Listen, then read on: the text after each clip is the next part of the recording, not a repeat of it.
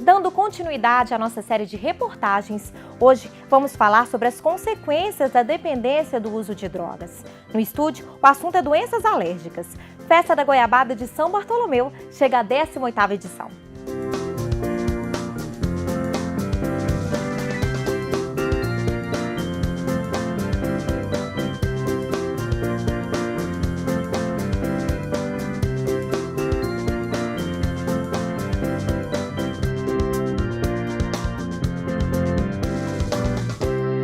Olá! Nesta semana, o Plano Aberto está exibindo uma série de reportagens com o tema drogas.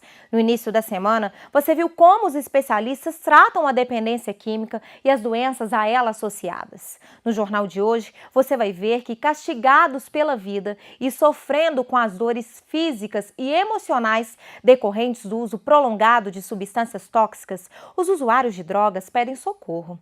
Você vai conhecer a história de pessoas que convivem com os prejuízos do vício e lutam contra o tempo para se recuperarem da destruição. Além disso, as consequências da dependência química vão ser abordadas por um outro olhar, a de vítimas de atitudes irresponsáveis dos usuários.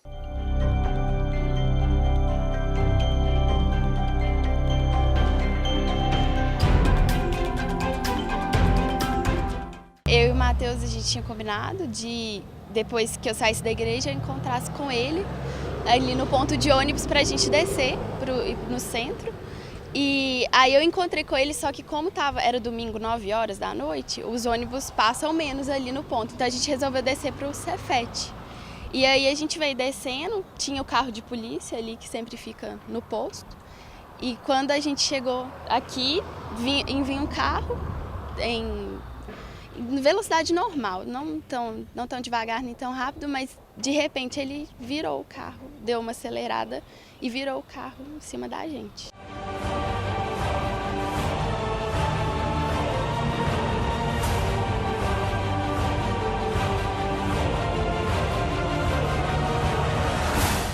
Eu digo para os jovens que bebida, droga, não é ruim, é bom demais.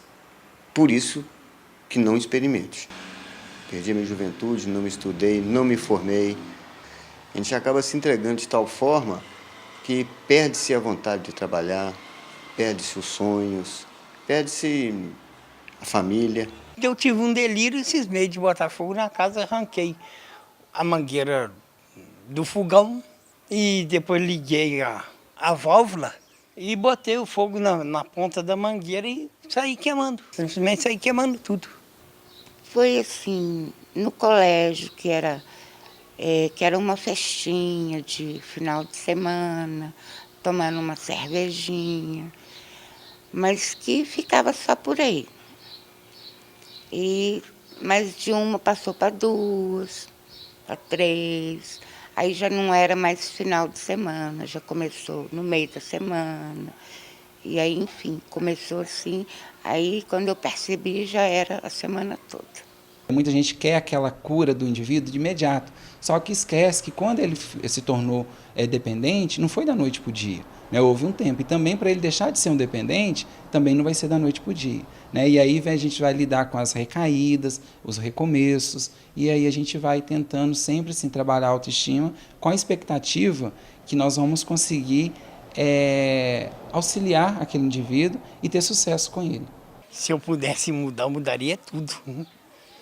Principalmente desde quando eu provei a primeira dose.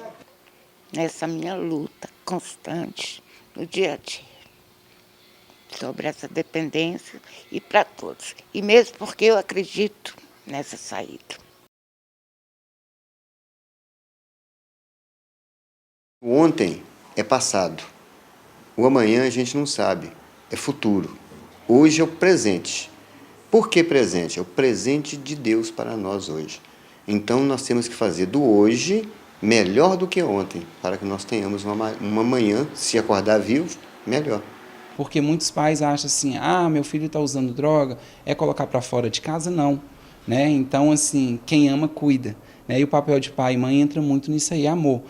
Bom seria que se nunca tivesse acontecido isso, mas eu não quero esquecer nunca, porque hoje eu estou vendo a vitória. Hora nenhuma eu desisti e hora nenhuma eu arrependo do que eu fiz.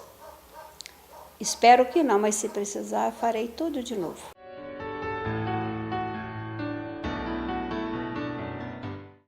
De acordo com informações registradas no boletim de ocorrência da Polícia Civil, o condutor do veículo que atropelou os 2 estudantes da UFOP apresentava sinais de embriaguez e hálito etílico. Ainda segundo o histórico da ocorrência, o motorista confessou ter ingerido bebida alcoólica, mas se negou a fazer o teste do bafômetro. O jovem Matheus, que você conheceu na reportagem, continua em coma na UTI do Hospital Felício Roxo, em Belo Horizonte. A família do Matheus é de Janaúba, norte de Minas Gerais, e pede ajuda para repor o sangue que o Matheus tem usado. Pode ser qualquer tipo sanguíneo. O endereço para doação é o Banco de Sangue Hemoter, que fica na Rua Juiz de Fora, número 861, no bairro Preto, em Belo Horizonte. A doação pode ser realizada de segunda a sexta-feira, de 8 da manhã a 1 da tarde, e no sábado, das 8 ao meio-dia. O telefone de lá é o 3335-6600. É bom lembrar que há restrições para os doadores. No site hemoter.com.br você confere essas restrições. Na próxima e última reportagem da série, você vai conhecer histórias de superação e recomeços que vão inspirar muitas famílias. Com a chegada do tempo seco e do frio, as crises alérgicas tornam-se mais frequentes, causadas principalmente pela poeira e por mudanças na temperatura. Esse ambiente é ideal para que pessoas com doenças mais graves, como asma e rinite, venham a desenvolver viroses, gripes e resfriados. De acordo com dados do Centro de Orientação em Rinite Alérgica do Hospital das Clínicas da Universidade de São Paulo, 1 em cada 7 pessoas, entre adultos e crianças, convive com essa doença considerada crônica e que normalmente surge na infância ou na juventude.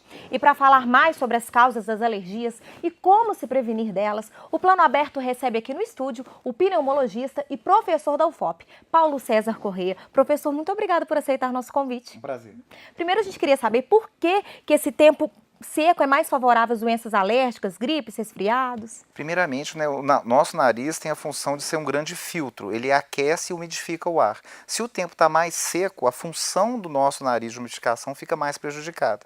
Então é importante, nesse tempo mais seco, que a gente também faça uma hidratação oral melhor. E não esquecer também da hidratação do nariz. Nós sabemos que nessa época, né, é uma época de transição, né, entre o verão e o inverno, a população de ácaros triplica. Então é muito importante, nessa época do ano, um controle ambiental adequado. O que a gente chama de controle ambiental adequado? Se você tem criança, por exemplo, não deixa o quarto do seu filho ficar cheio daqueles bichinhos de pelúcia maravilhosos da Disney, mas aquilo tudo junta muita poeira. E para as mães, a gente fala sempre assim, em vez de usar produtos de limpeza, a limpeza deve ser feita assim, o quarto mais clean possível, os bichinhos de pelúcia nessa época dentro do armário e limpeza do chão com pano úmido. E essas doenças alérgicas, elas são genéticas ou elas são adquiridas, professor? É lógico que assim, existe uma tendência genética das pessoas a terem alergia. A gente sabe que alérgicos normalmente vêm de famílias de pessoas alérgicas. Mas ele tem que entrar em contato com essas substâncias que provocam a alergia e serem sensibilizadas. E a gente sabe, né, que uma vez tenham desenvolvido uma doença alérgica, né, ela geralmente facilita para você ter outra doença alérgica. Por exemplo, quem já tem rinite alérgica tem mais chance de desenvolver asma. Quem já tem asma tem mais chance também de ter rinite alérgica, por exemplo. Professor, você citou várias medidas para evitar essas crises alérgicas, mas elas têm cura ou as pessoas vão ter que conviver com elas para o resto da vida e só amenizar nesse período? Então, alergia é uma coisa que a gente fala assim que tem controle. Uma vez você tendo desenvolvido o quadro alérgico, a fundamental orientação é o que a gente chama de controle ambiental. Agora, é lógico que tem várias coisas que, dependendo do caso, podem ser avaliadas a nível individual. Por exemplo, os alergistas têm trabalho, pode-se fazer uns testes, que chamam de teste da picadura, onde você identifica quais são as substâncias que a paciente tem alergia. Uma vez identificado, pode ser feito um tratamento que você vai dessensibilizando, desacostumando o seu organismo a reagir de forma alérgica àquilo. Sim, e a rinite, que é uma das mais conhecidas, né? Às vezes é confundida com gripes, resfriados mais fortes. Quais são as diferenças? Normalmente na rinite alérgica a pessoa sabe dizer assim, né? Quando eu entro em contato, por exemplo, com cheiro, com pelo de gato, pelo de cachorro, né? Quando tem algum perfume, quando tem muita poeira, quando tem mofo, o meu nariz começa a coçar, né? Esse sinal que a gente chama assim, né, de coçar o nariz, chamado sinal do alérgico, né? Agora, o próprio fato da pessoa ter essa inflamação crônica predispõe a episódios de infecção por vírus, né, os resfriados comuns, né, que podem depois se complicar com infecções bacterianas. E a rinite, ela pode desenvolver, evoluir e levar para outras doenças? Uma coisa bastante comum na rinite alérgica, ela desenvolver tem uma carninha dentro do nariz que a gente chama de corneto. Então esses cornetos começam a ficar inchados, começam a crescer. E muitas vezes eles obstruem, né, a passagem do ar, levando que a pessoa precise respirar com a boca aberta à noite.